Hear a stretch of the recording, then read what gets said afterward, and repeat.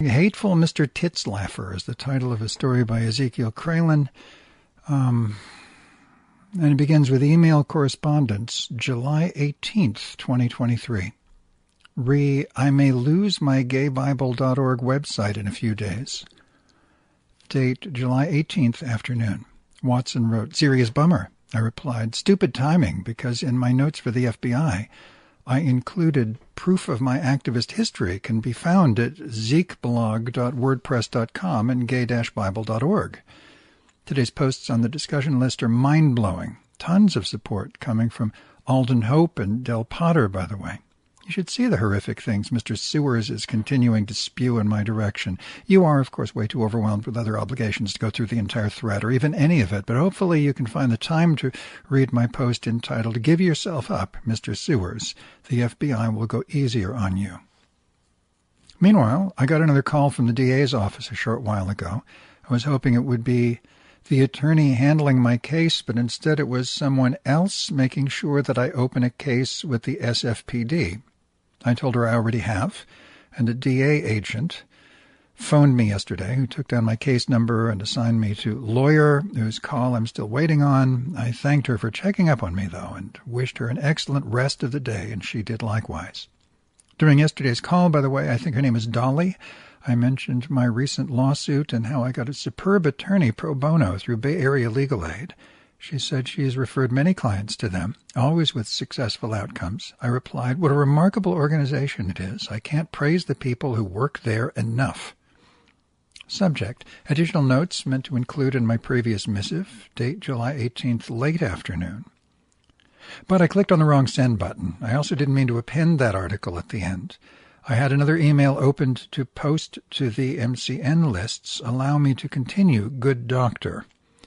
Dolly was stupendously congenial toward me, and we had an excellent discussion, including the FBI's monitoring right-wingers as domestic terrorists.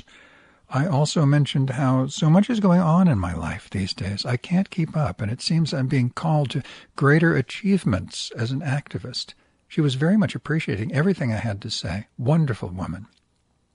Looks like the dumb maintenance man Victor and his even dumber apprentice Cortez are avoiding me like the plague. Gee, I wonder why. This, combined with the lobby camera's defunct condition and our manager Kevin out of commission, so to speak, has set me up with zilch conflict regarding having the dogs over again whenever I please. Deke has been most amenable since I informed him of the hate flyer yesterday, though he did mock me about it. Declared maybe the accusation is true in light of my conflicts with Larkin and the bullshit from the other residents, Flacco and Lucky. He even added Michael Savage to the mix for that extra stab in the back. I just laughed it off, told him I know he knows better. Who's here being a good friend to you, helping you out in so many ways, day in, day out for years? I retorted. Do you see Michael Savage anywhere doing that for you? I then looked around and said, I sure don't. He is certainly not the least bit worried over my latest crisis, which once again hints at him being my bodhisattva guardian, who is one of the actors in this script, thus probably knew ahead of time the imbroglio about to unfold.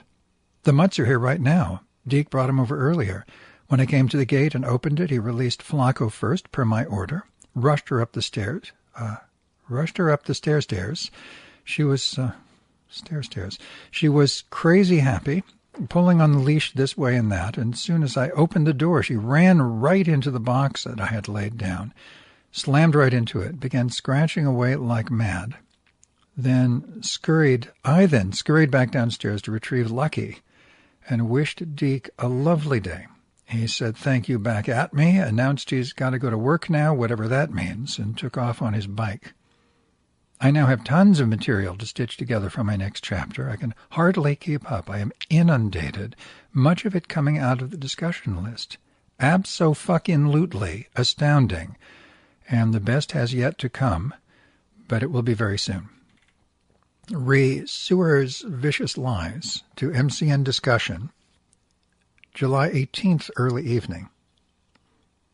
On 18th of July, 2023, Tom Fascist Turd Titzlaffer squinked.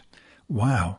After reading through the complaint, it is even worse than that. So this loser breaks the rules of his building, which has a no animals policy, by keeping 2 dogs. I replied, "Nope, pet-friendly building.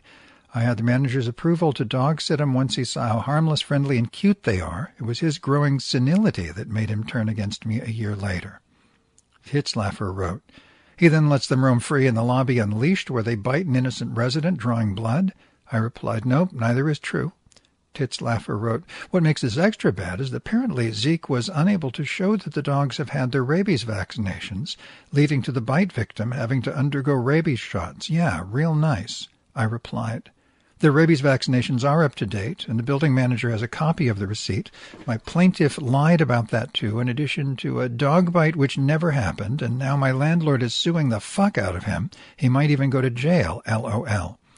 Titzlaffer wrote, "Not only is Zeke an internet jackass, he is also a very shitty neighbor who neglects proper care for his illegal animals. He is miserably inadequate as a human being."